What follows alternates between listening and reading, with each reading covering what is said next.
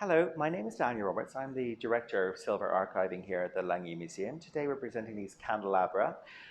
They were once in the collection of How Peter, 2nd Marquis of Sligo, who was born in 1788. He was the only son and heir of the 1st Marquis of Sligo and his wife, Louisa Catherine Howe, daughter of Richard Howe, 1st Earl Howe. In 1809, his father died, leaving him a vast fortune, including 2 estates in Jamaica, which had come into the family through his paternal grandmother, Elizabeth Kelly, daughter of Dennis Kelly, Chief Justice of Jamaica. These estates amounted to some 20,000 acres.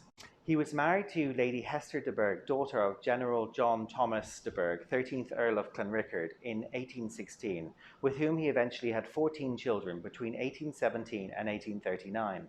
Lord Sligo was appointed Governor-General of Jamaica from 1833 until 1836.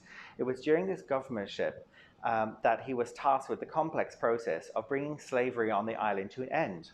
This transitional period entailed a forced apprenticeship from 1834 until 1838, during which time the former slaves were supposed to learn a skill with which they could support themselves after they gained their freedom. In practice, it was just another method of prolonging their enslavement. As he was a descendant of a well-established Anglo-Caribbean family, it was assumed by the plantocracy that he would be very much on their side, but they were soon to learn that he was very much an abolitionist.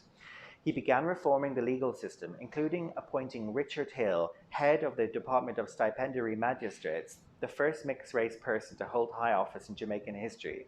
In an early address to the enslaved population, he said, "Our good king has sent me out here to take care of you and to protect your rights, but also he has ordered me to see justice done to your owners and to punish those who do wrong. Take my advice, for I am your friend. Be sober, honest, and work well when you become apprentices.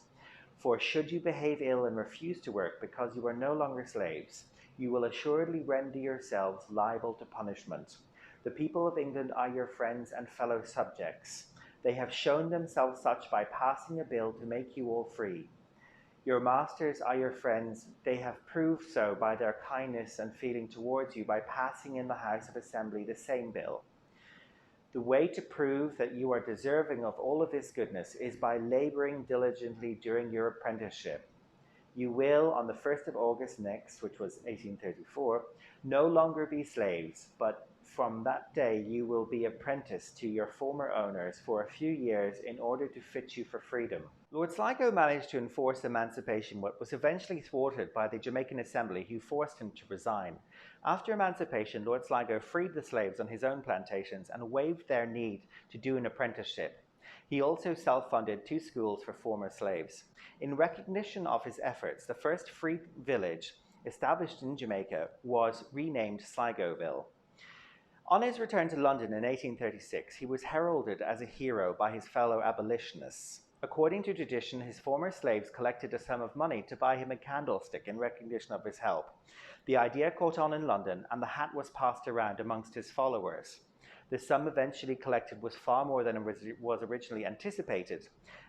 They commissioned Green, Ward and Green, a highly respected London retailer, to make a candelabra. Their eventual design has a strong humanitarian theme, depicting scenes of the freed slaves living idealistic lives, children playing, a mother breastfeeding, and a man holding a book symbolizing education. The inscription on the first candelabra, hallmarked for 1837, reads, "Presented to the most noble How Peter, Marquis of Sligo, by the Negroes of Jamaica, in testimony of the grateful remembrance they entertain for his unremitting efforts to alleviate their suffering and to redress their wrongs during his just and enlightened administration of the government of the island, and of the respect and gratitude they feel towards his excellent lady and family for the kindness and sympathy displayed towards them in 1837. The first candelabrum was presented to Lord Sligo in March 1839 by a deputation of gentlemen concerned in the anti-slavery movement. They were led by the Right Honourable Stephen Lushington MP and Joseph Sturge, founder of the British and Foreign Anti-Slavery Society, who appears to have been intimately involved in organising the Sligo testimonial. The second matching candelabrum was presented by 114 subscribers from Westport in the west of Ireland who raised over £500.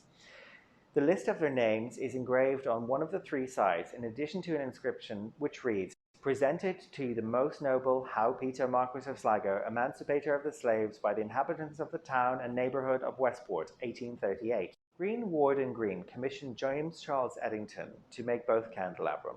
Eddington was a prolific silversmith who supplied top-quality retailers, together with similarly talented silversmiths such as Paul Storr and Benjamin Smith.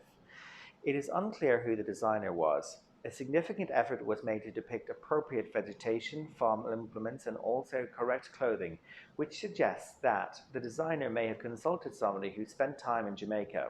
The candelabrums remained in the Brown family until they were sold in 1983 by the 11th Marquis of Sligo.